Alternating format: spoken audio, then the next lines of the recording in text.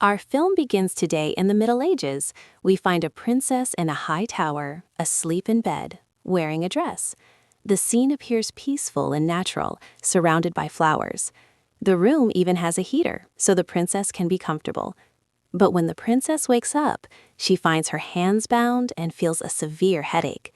She remembers when they brought her to this place, still in her trance. At first, the screen is clear, and she tries to see the world around her, but her vision is blurry, and it takes a while for her to see clearly. She also finds no guards around her at all, and her legs are not tied, so she can move and look around. When she tries to escape, she finds it very difficult because there is only a window in front of her, and the sea is below. She looks up and sees that the distance is very long and high. When she sees the door in the room, she finds it is also closed, and there are naked people standing talking inside. As time passes, their voices get louder and louder, and when these sounds are getting closer, she runs to the bed and makes herself sleep. The guards enter the room and find her still asleep, as they expected.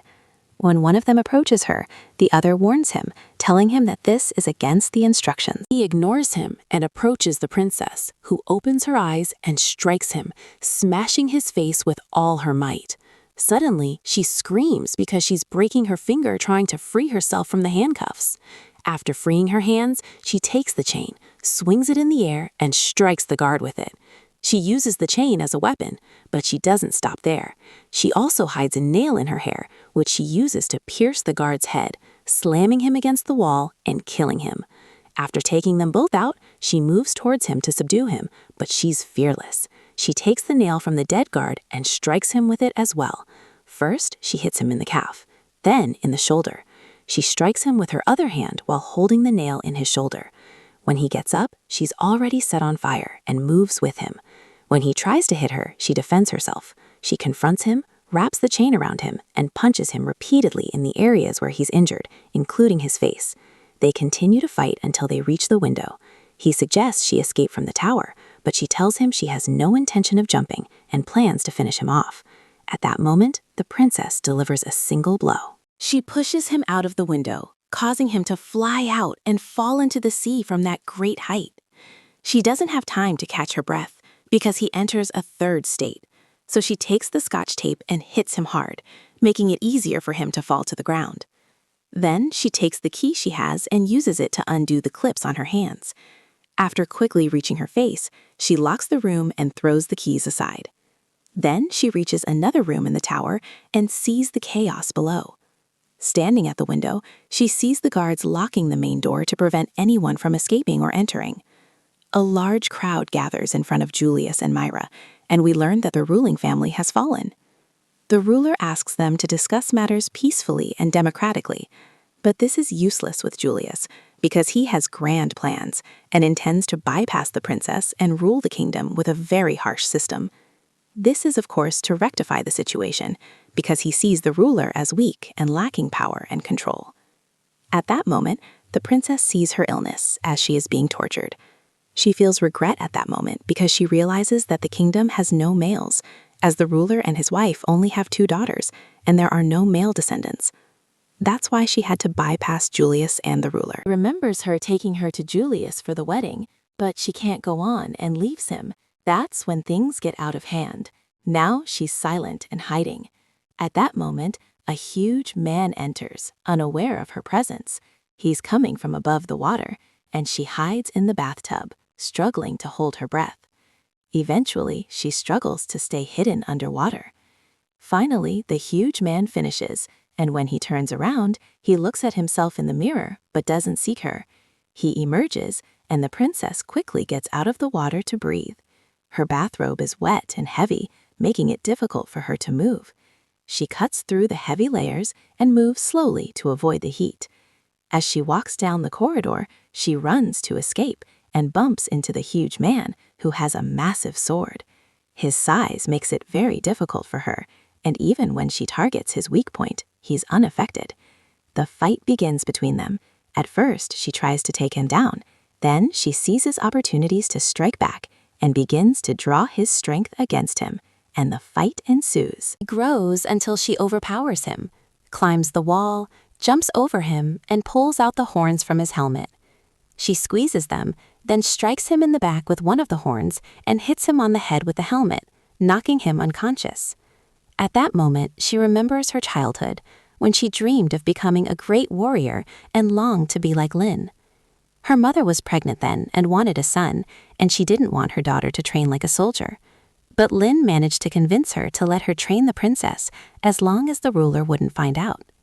Meanwhile, the guards find the body of the guard they threw into the sea and take it to Julius and Kier, the leader of the guards. Kier thinks the guard fell by accident, but Moira sees the words on his body and understands what happened. Because Julius doesn't like anything risky, he tells Kier to go and check on the princess. They discuss what to do if the plan goes wrong, but as soon as Julius leaves, Kier assigns the task to someone else and chooses another guard to go and check on the princess, a very suitable one. The role, and of course, it's clear from his appearance that he hasn't seen the view from above in years. At that time in the tower, the princess sits and rests for a while. She cuts a second layer of her dress to move more easily, a very clever move on her part, because at that moment, two thieves suddenly enter. She acts quickly, grabs a wooden stick, and hits the first one. When the second one sees this, he gets scared and terrified. She easily removes the belt from her dress and ties the man to the post behind him, binding him in place. Then she finds a bow and aims it at the bound thief, trying to get Julius to explain what she did. But he doubts her abilities, even while he's tied up, and mocks her because he's convinced she doesn't know how to use the bow. But Bill doesn't finish his sentence because the second thief approaches her, and she quickly turns him around, hits him with a bow, and pins him down with a single blow, making him fall to the ground. When the man tied to the post sees this, he gets scared, and she tells him that if he wasn't afraid of her before, now he's seen for himself exactly what she's capable of. But he keeps arguing and dodging, so she decides to give up, and you shoot him in the head when he doesn't respond. Then you take the sword and leave. At that moment, the tower salts the head, and everyone is looking for loot and gold while she moves. Inside, in the narrow passageway so no one could see her, and above the guard, who's supposed to be checking on her, sitting by the window, the princess emerges. She lights herself up on the rocks so she can move around unseen. While she's lit, she looks down at the sea below and sees the sword on her. She throws it down and watches it disappear underwater. Then she continues moving along the rocks, pulling herself back inside. After catching her breath, she continues her journey through the darkness and narrow passages, trying to avoid the guards, who are secretly stealing and eating. All this while, Julius has no idea that his own guards are stealing from him behind his back. The princess finds an empty room the guards have just left.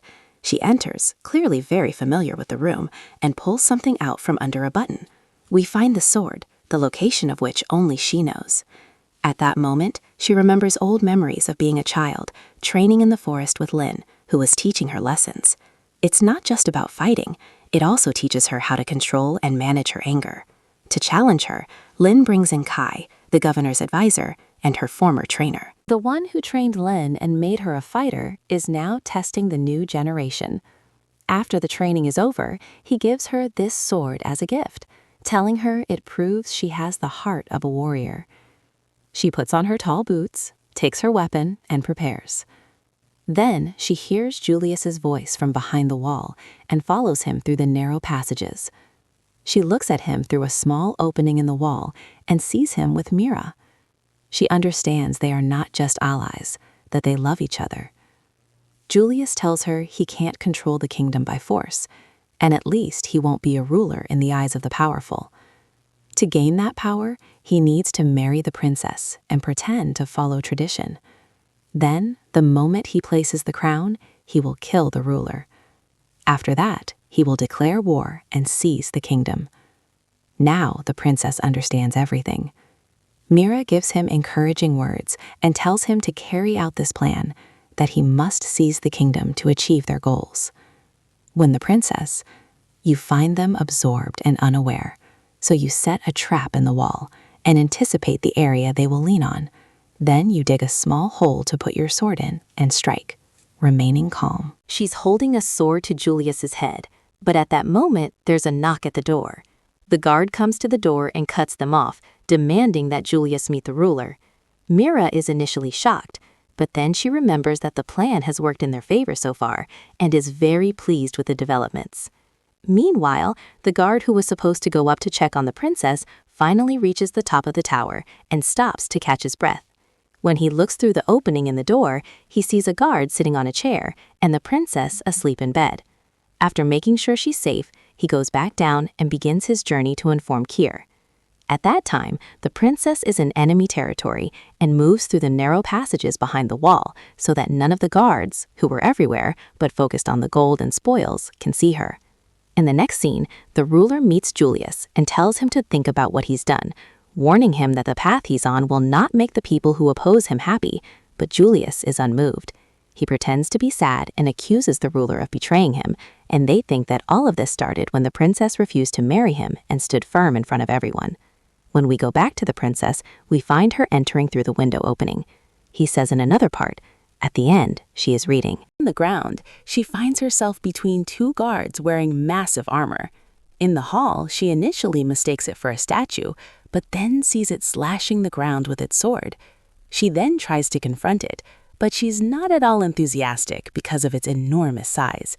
However, she tries to face it with all her might, dodging its blows and moving her sword left and right. When she strikes the armored guard, her sword doesn't miss until she finds a spot where she can hit him. She strikes him 3 times, then pours gasoline on him and throws a candle at him, setting him on fire. At this moment, the meeting between Julius and the ruler ends in failure, and Julius is in control. Before he leaves, the guard who went to check on the princess arrives and informs him that the princess is safe and sound. At that moment, they find the body of the armored guard from Fu, and it falls at Julius's feet. Julius is enraged and calls out to Kier, telling him to put an end to the madness happening in the tower. Whatever it is, Kier doesn't act like that in real life, because as soon as Julius leaves, Myra tries to prove herself and makes a strange comment suggesting a theory. And when Kier hears this, her, insults her, and curses her. And Moira doesn't argue with me, but lets her Kerbeck speak for her. She hits Kier, and when she pulls him down, Kier falls and dies. The guards get nervous, so Moira immediately enters and takes Kier's place. She gives them her first orders, telling them to search for the object and eliminate it. If they don't, she will finish them off herself. When the princess sees this, she understands what's coming and watches the men spreading through the tower, searching for her. She gets nervous and runs out, but as she escapes, she finds 3 guards in front of her, blocking her path and attacking her. One of them tries to cut her shield with a blade, but she doesn't stop. She takes out the first 2 and kills the 3rd right after them. Then the number of men increases, and she gets nervous again. She makes a daring move, cutting her diamond necklace and ringing it everywhere. The guards trip and fall, which helps her get past them and escape. But the matter doesn't end there, and one of the guards attacks her with all his might. But she takes the shield lying next to her and defends herself with it, aiming at him and taking advantage of any opportunity to strike him. She falls in place, easily anticipating his movements, and delivers her blow at the right time and place. Then the other guards come, and one of them strikes her in the waist. She screams loudly, and the sound of her scream frightens them and makes them freeze in place. But she doesn't give up. She grabs the nearest guard and uses him as a shield, leaping with him from a high place so that he touches the ground. As one of the guards jumps, his legs break from the height, forcing the others to descend the stairs. Then the fat guard passes by the princess, exhausted and looking like a zombie. She lets him go because he doesn't notice her at all, and she's surprised that he doesn't see the danger passing by him. As soon as she spots something higher outside the window, she jumps and hangs from it, swinging on the wall and running towards it until she enters the palace again. One of the guards enters, and at that moment she counts the pain of the blows she received in her waist and tries to close the wound. That's when she remembers old memories of a time when her family were arguing about her future and marriage, and she was pleading with her father to think carefully about the matter, but he refused. He tells her he wants to do what's best for the kingdom. At that moment, the princess is returning from training and enters wearing her training clothes and carrying a sword instead of her dress. This shocks her father, who knew nothing about it until now.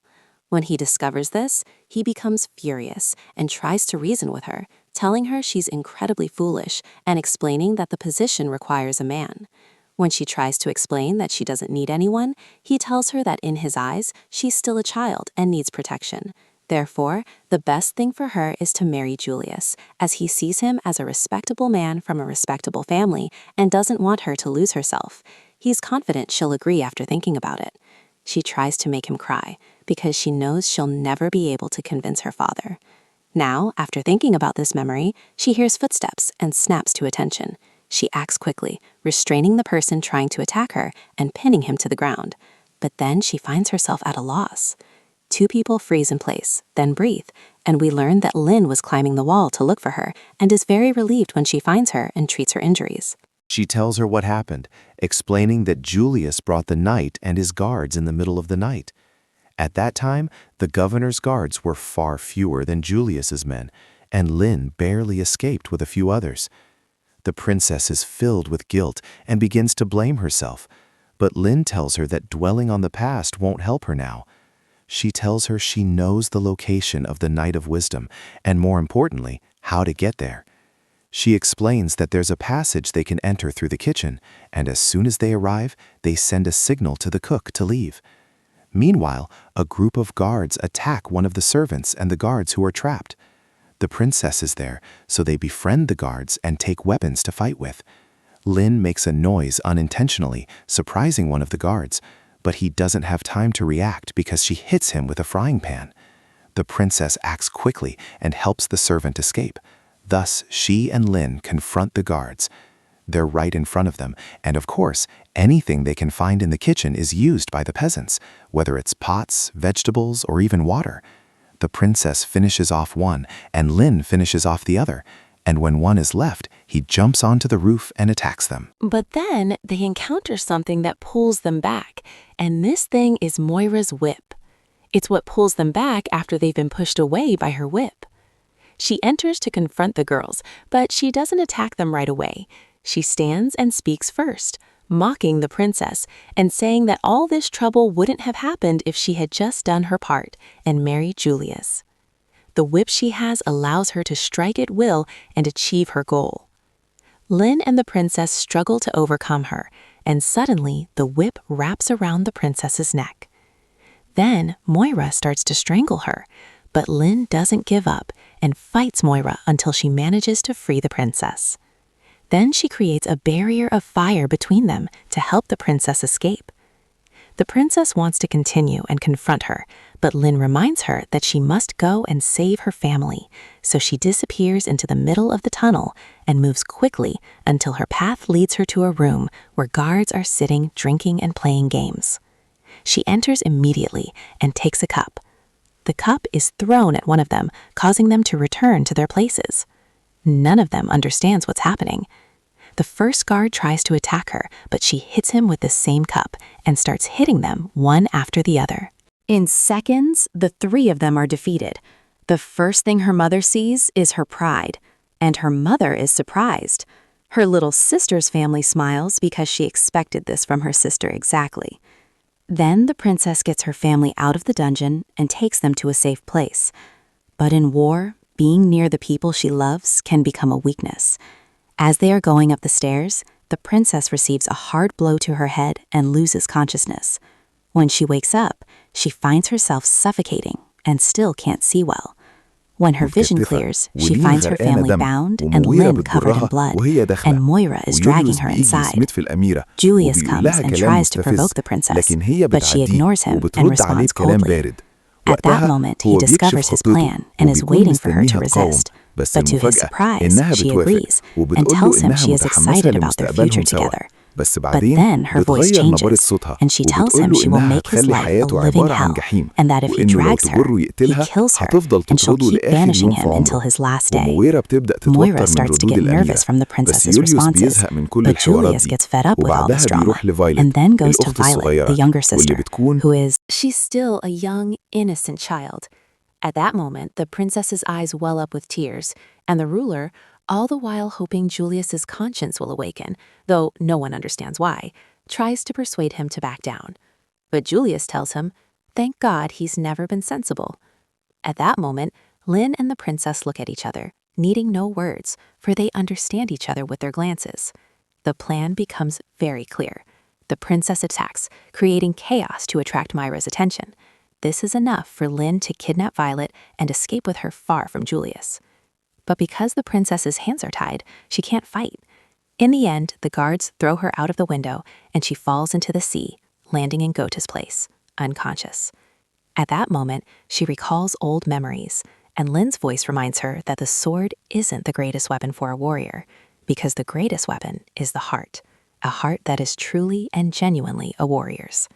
The goal is what drives one, and of course, her goal is clear: to save her family who are in danger. She overcomes the obstacle and tries to save herself. She finds something and breaks free from the rope that binds her. She does this because she has to stop what's happening.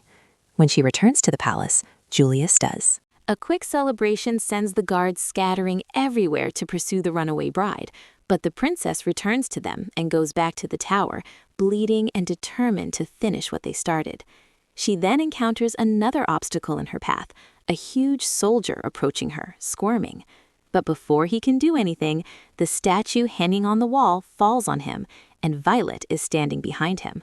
The princess is happy to find her sister safe, but she knows that Lynn and her sister can't stay hidden forever. At that moment, she regrets that she was a murdered princess and says that perhaps if she had been an ordinary princess, no one would have died. But deep down, she knows that it wasn't her choices that made Julius a monster. Meanwhile, the guards and the police force are searching for Princess Flynn. She takes the princess to a hidden storeroom containing Tuareg tools. At the same time, the grand hall is filled with nobles and guests, all waiting for the wedding that isn't supposed to happen. And in the second phase, the girls arm themselves and take a break from the disaster that awaits them outside. The most exhausted family asks to join the battle, and the princess promises them that she'll train again someday, but that day definitely isn't today. Right now, Violet needs to stay hidden and safe. At that moment, Julius puts his sword to his mother's face and demands that she call out to Violet. His mother refuses, even as she's on the verge of death. Meanwhile, the guards rush into the palace and Lynn attacks them with her bow and sword. The princess comes to her aid, and when a guard spots the princess, he fires an arrow that's about to hit her. Lynn pulls her away to a hiding place behind the pillars. The spot isn't exactly blind, but it's a suitable hiding spot. Once they're ready, they attack the guards who appear from everywhere and fight them with all their might. At that moment, Julius notices something strange near the corner where Kai is. He approaches it but finds nothing. He stays in one spot and tries to look left and right. Kai returns the dagger to Violet, but she doesn't understand anything. As soon as he realizes the situation, Ahmd takes the dagger from her, shakes his head, and shouts at her to leave. When we return to the princess, we find her and Lynn still fighting, and the dragons helping each other. They also target the guards' weaknesses, thus eliminating the enemies one by one. However, Julius isn't popular because his senses lead him to Violet's hiding place. As soon as he spots her, he grabs her from her forest. When the girl tries to confront him, she can't overcome him, so he tells her to kneel. Then he turns to the priest and tells him to begin the marriage ceremony. At that moment, Lynn and the princess hear what's happening. Some of them give a final look, nod their heads, and disperse. Lynn attacks the main entrance, entering through the main door like a whirlwind. She prepares her weapons and enters to confront the guards. Suddenly, a sound attracts the attention of those present, especially Julius.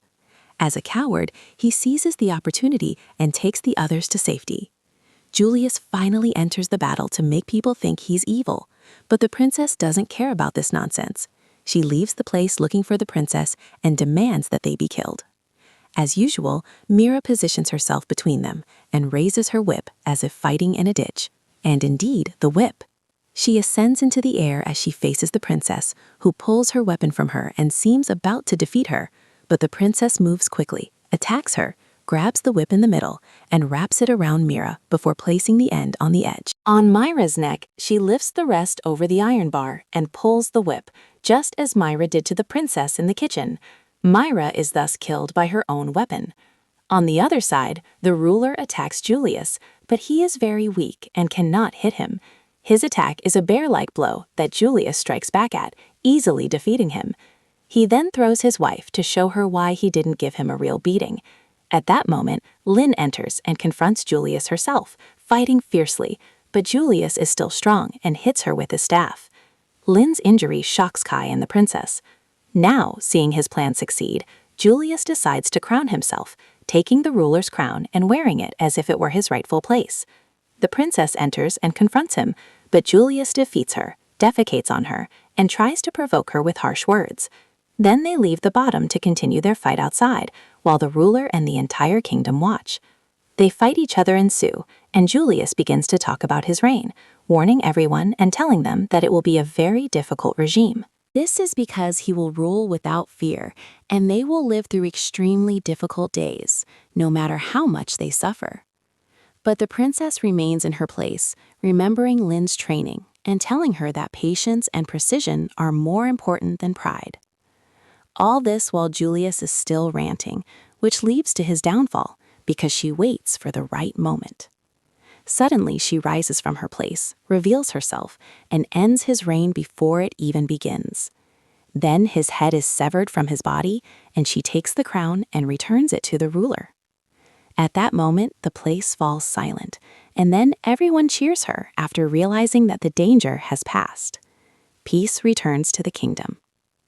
The ruler then makes a very bold decision, saying that the princess is the rightful heir and that he will no longer wait for a son to rule, and that the future of the kingdom is now in her hands. Then he goes to her, this time as her father, not as the ruler, and asks for her forgiveness. Finally, he sees her living her life, and her joy is complete when Kebe arrives, and he is still alive. When the princess sees her, she runs to her, overjoyed that she was finally saved. The people celebrate after they've finished with the enemies and defeated them all except for one. At that moment, we see the fat guard appear after completing his journey and descend from the ladder. And that's where the feeling of our film today ends.